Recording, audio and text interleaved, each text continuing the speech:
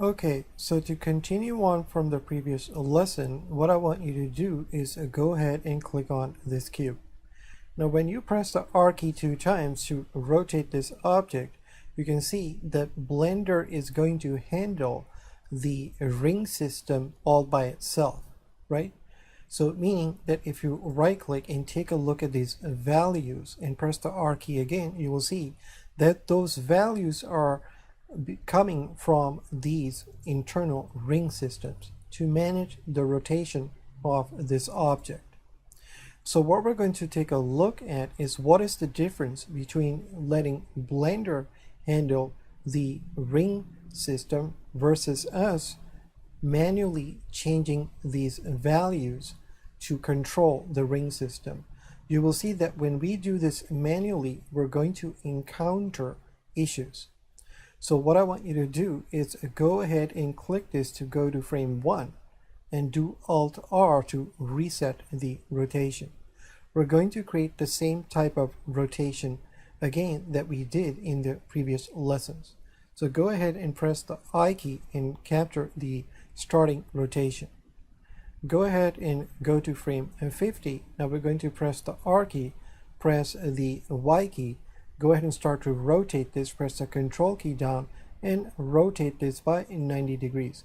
Go ahead and press the I key and capture the rotation. Now here you will see that because we rotated this object around the Y ring first, we have already encountered a gimbal lock. So now go ahead and go to frame 100. Now what I want you to notice is that how Blender is going to handle the situation. So when we press the R key and now press the Z key to rotate this object around the Z axis, notice that the X ring is being used to rotate this object, not the Z ring.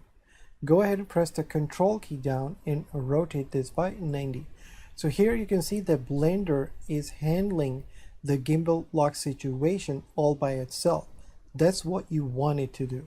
Go ahead and press the I key and go ahead and capture this rotation, and finally go to frame 150, press the R key, press the X key, go ahead and rotate it back up, press the Control key down and rotate this by 90. Press the I key and capture the last rotation. Now over here, if we scrub, you can see that the object rotated correctly, and here the object rotated correctly, but it rotated around the X ring, not the Z ring.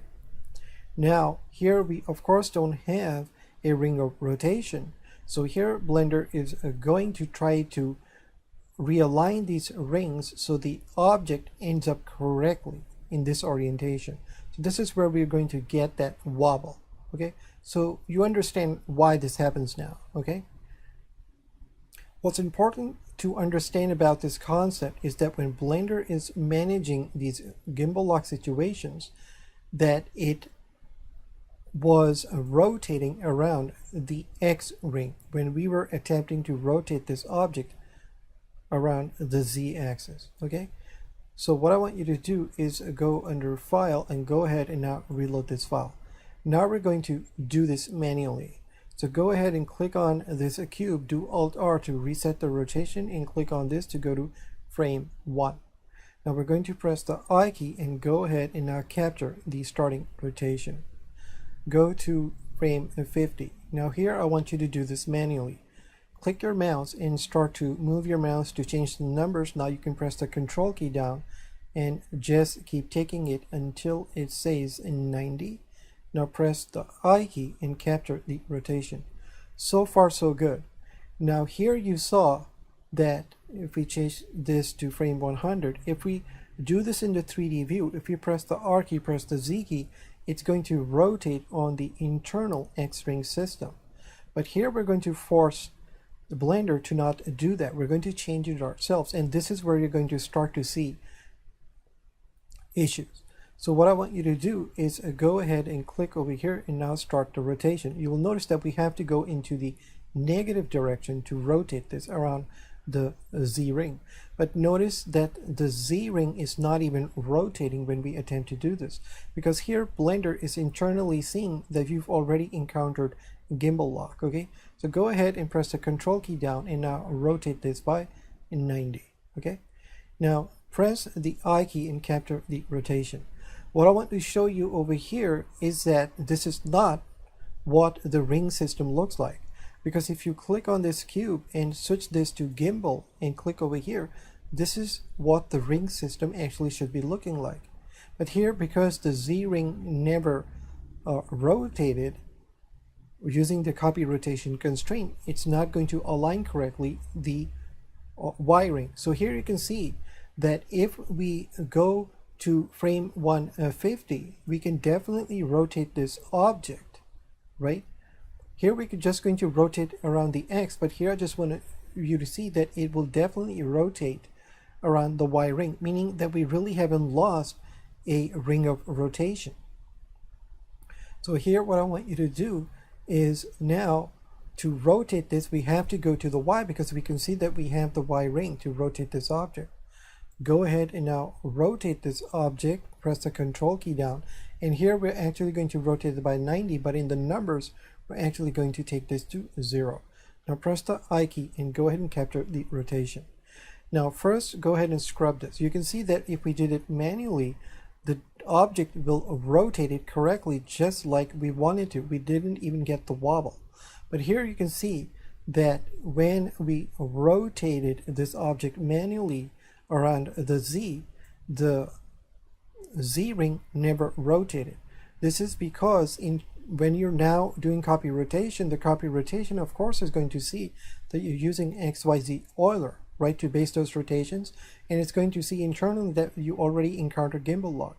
So this is why we're not getting any rotations, because it was expecting for the X ring to move, because we saw this when we let Blender handle this. So when we are overriding these concepts, you're going to of course encounter these weird issues. Now when we start to rotate this, you'll see that all of a sudden everything's getting aligned correctly, right? Now it works. So here the point of this is that when you are dealing with Euler rotations, dealing with this ring-based system, you want to rotate your objects using the 3D view, right? But it doesn't mean that you can't do this. You can, but as long as you don't encounter gimbal lock. If you are going to encounter gimbal lock, then you're going to run into these weird issues where the copy rotation constraint is not even working correctly, right? Because we didn't see this happen when we did it, when we let a Blender handle this for us. So I just want you to be aware of this concept, okay? So go ahead and now just reload this file. Okay, so what we're going to do is take a look at how do these ring systems work with child relationships and when we are dealing with bounds which have their own local coordinate system. So go ahead and press the 1 key to go to your front view. Go ahead and zoom out a bit and press the G key to move this object over here. Now if we click on this cube, because this cube has no parent, when we do Shift D, we can simply just duplicate the cube out of here. Go ahead and place it over here and press the R key to rotate this a bit. Go ahead and click on this cube, press the Shift key down, click on this one, do Control P and create that parent-child relationship. Do Shift C to place the 3D cursor in the center, and now we're going to expose the local coordinate system that this child is going to use.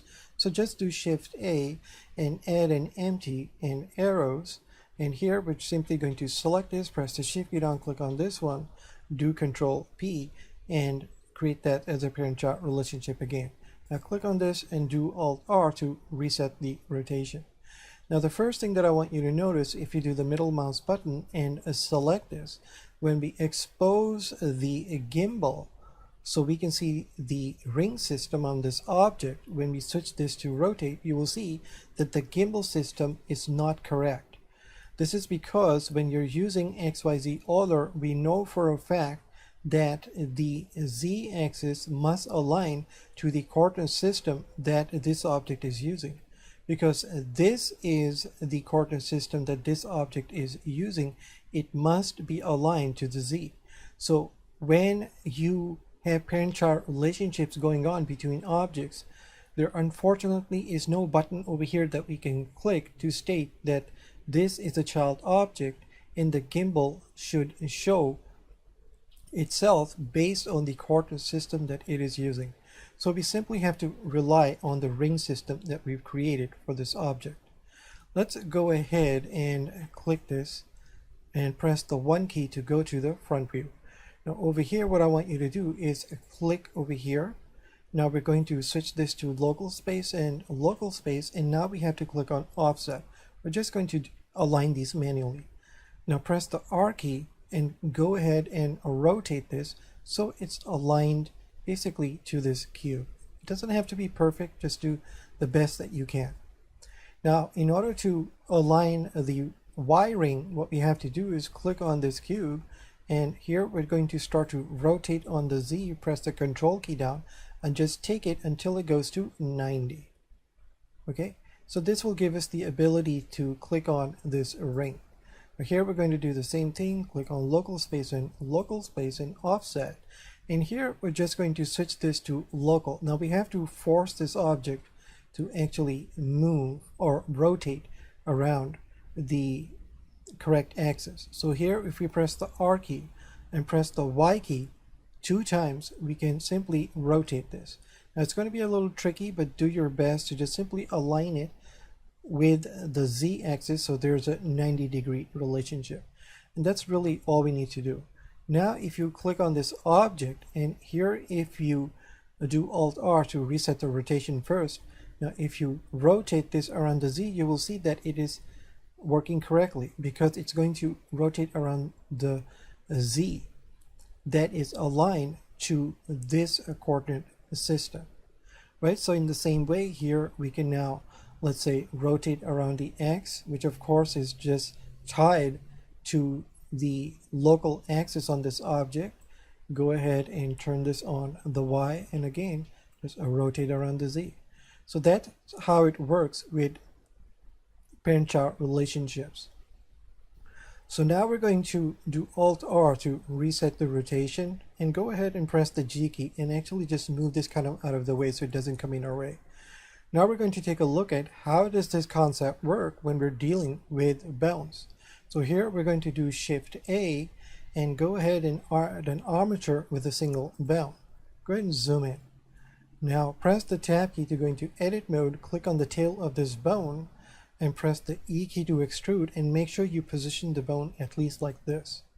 Go ahead and click on this tail, do Shift S and do cursor to select it. Here we can just switch to pose mode. Now we're going to do Shift A, and here we're just going to add a grid. Now do the middle mouse button, do the Tab key, do X and delete only faces. Press the Tab key, press the 1 key, do Shift D to duplicate, right click to cancel, click on this blue arrow, press the control key down and bring this down here. So this is the local coordinate system for this bone, because this is how this bone is in edit mode. Now this is the local coordinate system for this bone. So because this bone is rotated this way, that we left it in edit mode, we of course have to click on this bone, press the Shift key down, click on this, do Shift Control C and just do copy rotation. Now here we have to fix the alignment, so here we can just press the Tab key, press the A key, press the R key, press the Control key down and just look on the header until you rotate this by 90. Now press the Tab key. So this is the local coordinate system that is going to be used by this bone. So here we're just going to do Control A and do Visual Transform on this object. We can now turn off the copy rotation. Now go ahead and click on this bone, so it's in pose mode. Go to the Data tab and expose the axis. Now here when we switch this to a gimbal and put this on rotate, now the gimbal is working correctly, right? So with bones it works just fine, but with parent-child relationships it doesn't. So over here you can see that we have to think about this from the point of view of the bone local coordinate system. So you can see that the Z ring is now aligned this way. Okay, so this means that because over here if we click on this bone and actually switch this to XYZ Euler, because the Z is always going to be tied to the coordinate system z-axis, this means that if we change the value here and rotate this bone, it's going to rotate in this way. Now when we change the x to rotate this bone like this around the x, meaning the x ring, now when we rotate on z, it's still going to rotate on the coordinate system's z-axis, right? Because that's what the ring is. The z is tied to the coordinate system's z-axis, and the x is tied to the local axis of the bone itself. Okay? Now, when you rotate this on y, you'll see that the bone is going to rotate on the y ring. It is not going to rotate on this y that is being shown on the tail. It takes a bit of time to understand this concept.